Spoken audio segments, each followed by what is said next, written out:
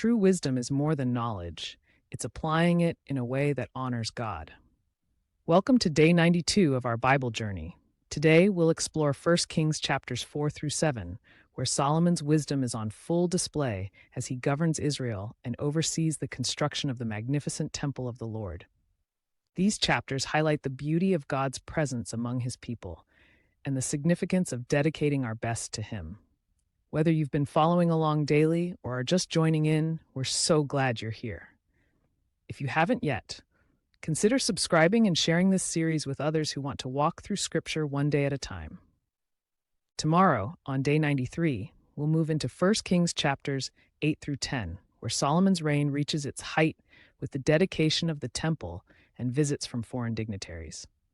But beneath the surface, signs of compromise start to emerge. As we begin today's reading, take a moment to reflect. What are you building with your life? Is it something that glorifies God? Let's seek his wisdom together. 1 Kings chapter 4. So King Solomon was king over all Israel, and these were his officials. Azariah, the son of Zadok, was the priest. Elihoreph and Ahijah, the sons of Shisha, were secretaries. Jehoshaphat, the son of Ahilud, was recorder. Benaiah, the son of Jehoiada, was in charge of the army. Zadok and Abiathar were priests. Azariah, the son of Nathan, was over the officers. Ahishar was in charge of the king's household. Adoniram, the son of Abda, was in charge of the labor force.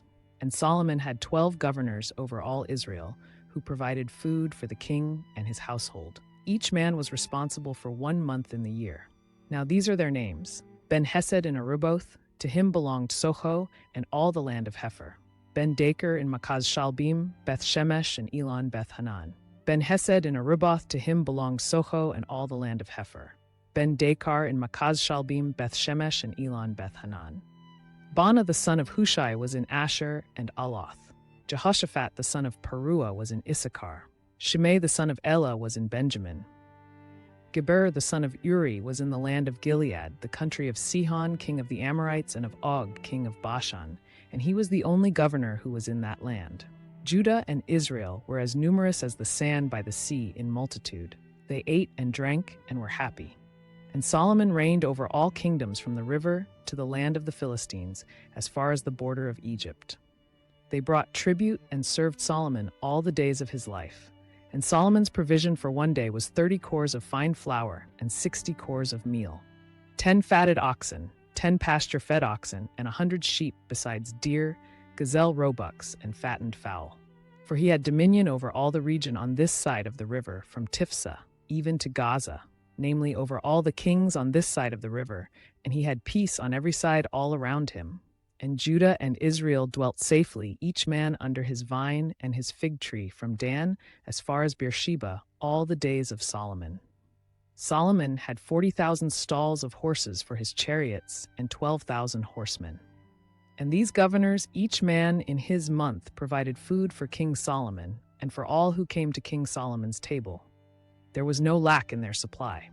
They also brought barley and straw to the proper place for the horses and steeds, and they brought it to the proper place according to their assignment.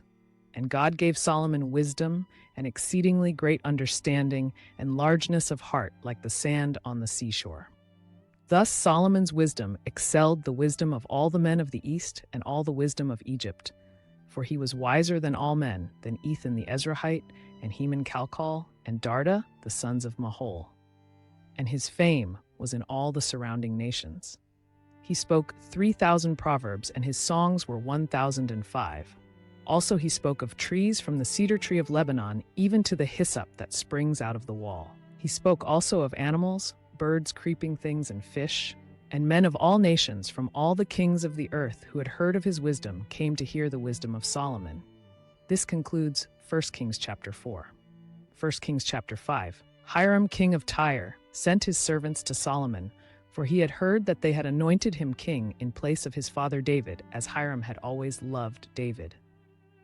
Then Solomon sent to Hiram, saying, "As you dealt with my father David, and sent him cedars to build himself a house to dwell in, so deal with me.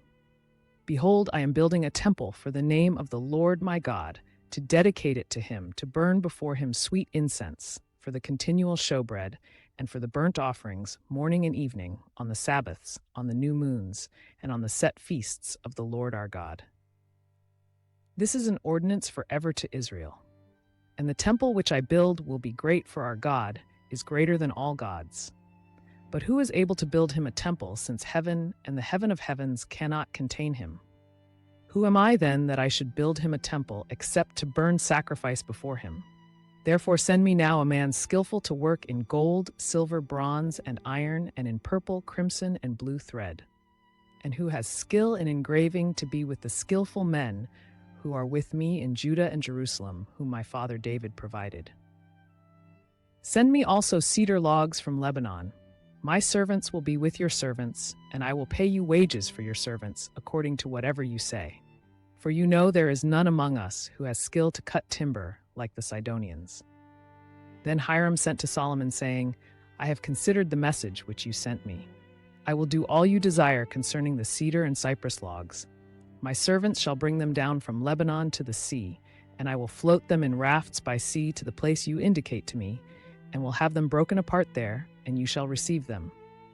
And you shall fulfill my desire by providing food for my household. So Hiram gave Solomon cedar trees and cypress trees according to all his desire. And Solomon gave Hiram 20,000 cores of wheat as food for his household, and 20 cores of pressed oil. Thus Solomon gave to Hiram year by year. The Lord gave Solomon wisdom as he had promised him, and there was peace between Hiram and Solomon, and the two of them made a treaty together. Then King Solomon raised up a labor force out of all Israel, and the labor force was 30,000 men. And he sent them to Lebanon, 10,000 a month in shifts. 1 month they were in Lebanon, and 2 months they were at home. Adoniram was in charge of the labor force.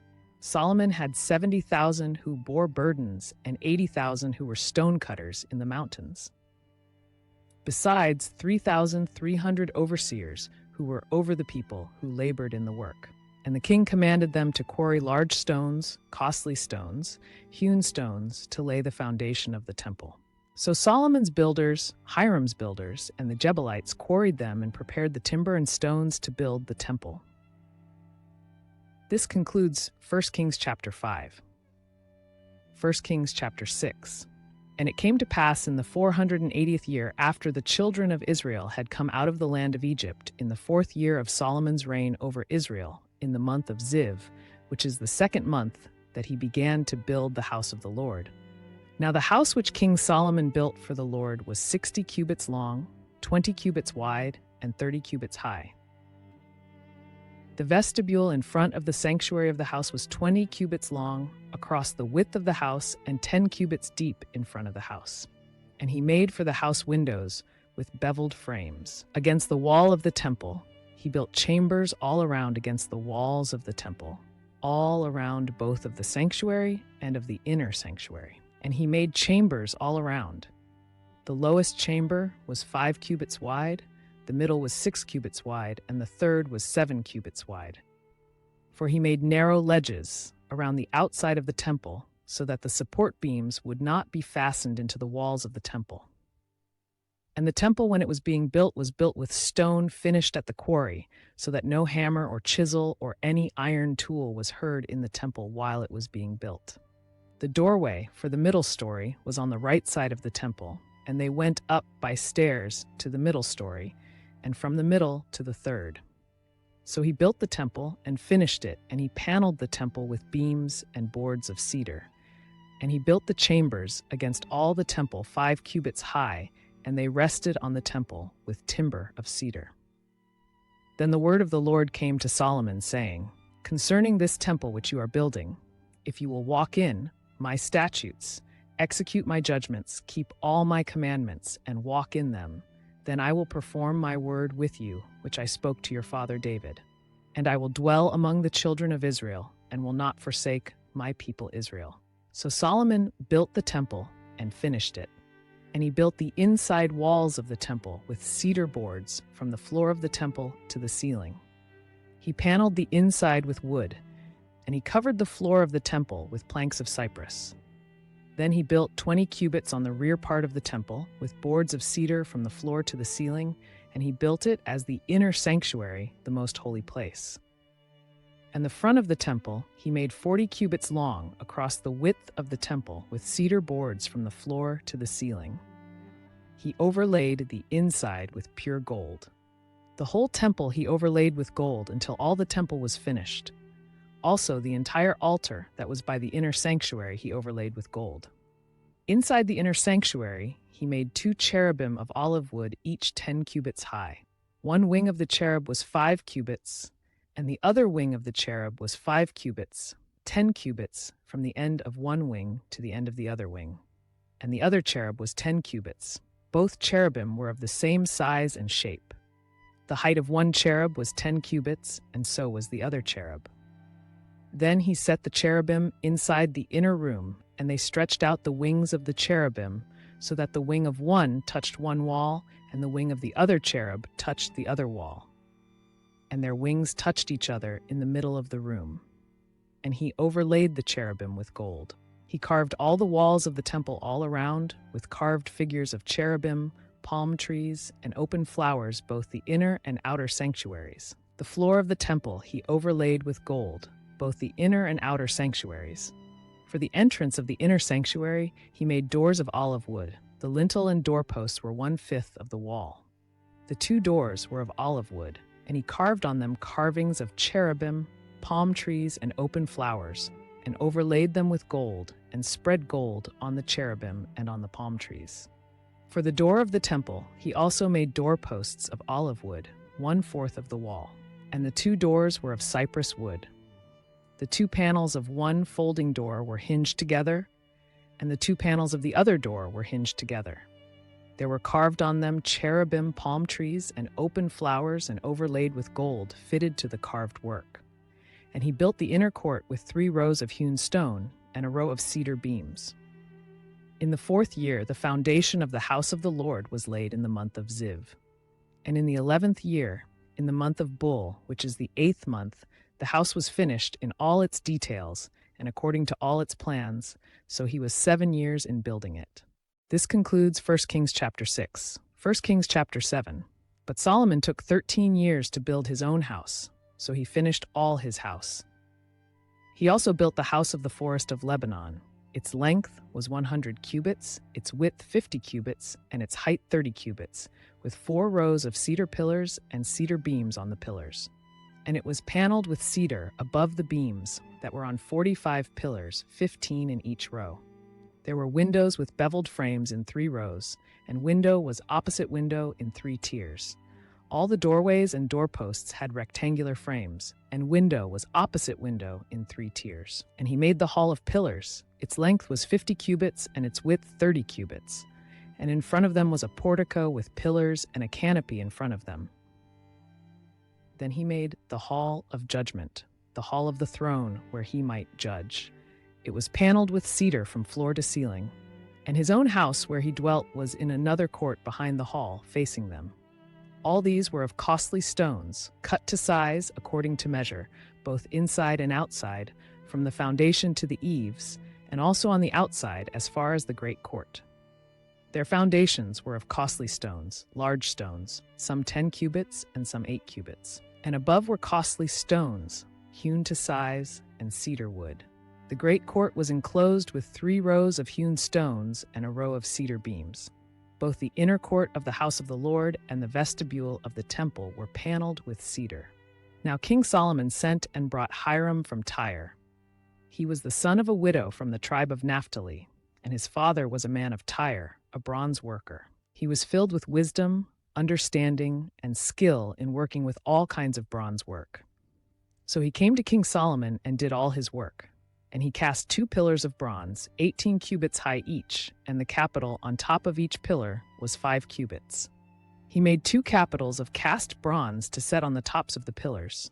The height of one capital was 5 cubits, and the other capital was 5 cubits. He made ornamental chains for the capitals, which were on top of the pillars, like wreaths, and made 2 rows of pomegranates to cover the 2 wreath-like chains, which were on top of the capitals. And he set up the pillars by the vestibule of the temple. He set up the pillar on the right and called its name Jachin. And he set up the pillar on the left and called its name Boaz. The capitals which were on top of the pillars in the hall were in the shape of lilies, cubits. The capitals were on top of the two pillars above the two bowls by the two networks to cover the two capitals which were on the pillars. He also made pomegranates, 402 rows around each network to cover the two bowls of the capitals which were on top of the pillars. And he set up the pillars at the vestibule of the temple. The pillar on the right he called Jachin, and the pillar on the left he called Boaz. On the top of the pillars was lily work. So the work of the pillars was finished. Then he made the sea of cast bronze, 10 cubits from one brim to the other. It was completely round. Its height was 5 cubits, and a line of 30 cubits measured its circumference. And under it was the likeness of oxen encircling it, 10 per cubit, all the way around the sea. It stood on 12 oxen, 3 looking toward the north, 3 looking toward the west, 3 looking toward the south, and 3 looking toward the east. And the sea was set upon them, and all their back parts pointed inward. Its thickness was a handbreadth, and its brim was shaped like the brim of a cup, like a lily blossom. It contained 2,000 baths. He also made 10 carts of bronze, 4 cubits long and 4 cubits wide and 3 cubits high. And this was the design of the carts. They had panels between the ledges, and on the panels that were between the ledges were lions, oxen, and cherubim. And on the ledges there was a pedestal above, and below the lions and oxen were wreaths of plated work. Each cart had 4 bronze wheels and axles of bronze, 4 supports, and under the laver were supports of cast bronze beside each wreath. Its opening inside the crown at the top was 1 cubit in diameter, and its opening was round like a pedestal, 1.5 cubits in diameter. Also on the opening were engravings, but their panels were square, not round. There were 4 wheels under the panels, and the axles of the wheels were joined to the cart, and the height of a wheel was 1.5 cubits. The wheels were made like chariot wheels. Their axle pins, spokes, rims, and hubs were all of cast bronze. And there were 4 supports at the 4 corners of each cart. Its supports were part of the cart itself. On the top of the cart, its brim was supported by panels that were placed between the ledges. And on the panels that were between the ledges were the figures of lions, oxen, and cherubim. And on the ledges there was a pedestal above, and below the lions and oxen were wreaths of plated work. Every cart had a border of 1 handbreadth all around it. Under the borders were 4 rings from which the wheels extended. Its carts and its wheels were cast when it was formed. He also made 10 lavers of bronze and put 5 on the right side and 5 on the left to wash in them. Such things as they offered for the burnt offering they would wash in them. But the sea was for the priests to wash in. And he made 10 lampstands of gold according to the specifications concerning them, and he set them in the temple, 5 on the right side and 5 on the left. He also made 10 tables and placed them in the temple, 5 on the right side and 5 on the left. And he made 100 bowls of gold. Furthermore, he made the court of the priests and the great court and doors for the court, and overlaid the doors with bronze. He set the sea on the right side, eastward toward the southeast. Hiram made the lavers, the shovels, and the bowls. So Hiram finished doing all the work that he was to do for King Solomon for the house of the Lord. The 2 pillars, the 2 bowl-shaped capitals that were on top of the 2 pillars, the 2 networks covering the 2 bowl-shaped capitals which were on top of the pillars, the 400 pomegranates for the 2 networks, 2 rows of pomegranates for each network to cover the 2 bowl-shaped capitals that were on top of the pillars, and the 10 carts and 10 lavers that were on the carts, 1 sea and 12 oxen under the sea, the pots, the shovels, the forks, and all their articles Hiram his father made of burnished bronze for King Solomon for the house of the Lord. In the plain of Jordan, the king had them cast in clay molds between Succoth and Zeratan. And Solomon did not weigh all the articles because they were so many, nor was the weight of the bronze determined. So Solomon had all the furnishings made for the house of the Lord: the 2 pillars, the 2 bowl-shaped capitals that were on top of the 2 pillars, the 2 networks to cover the 2 bowl-shaped capitals which were on top of the pillars, the 400 pomegranates for the 2 networks, 2 rows of pomegranates for each network, to cover the 2 bowl-shaped capitals that were on the pillars, the 10 carts and 10 lavers that were on the carts, 1 sea and 12 oxen under the lavers.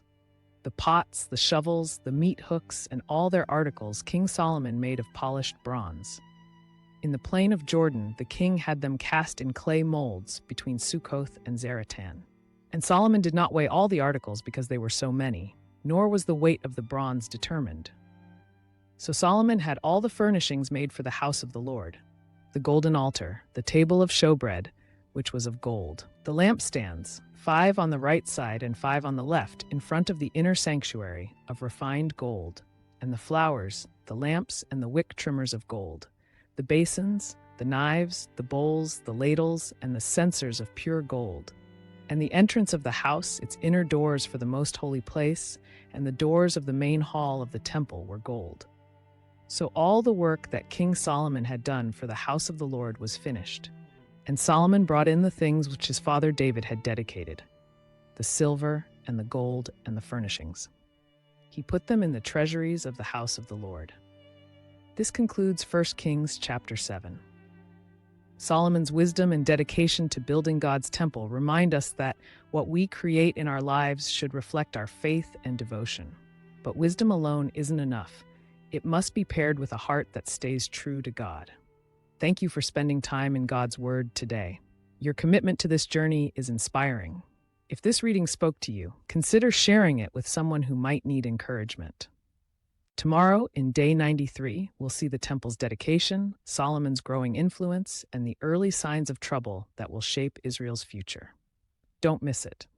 As we close, reflect on this. Are you building something that honors God, or are distractions pulling your focus away? Let's continue seeking His guidance in all we do.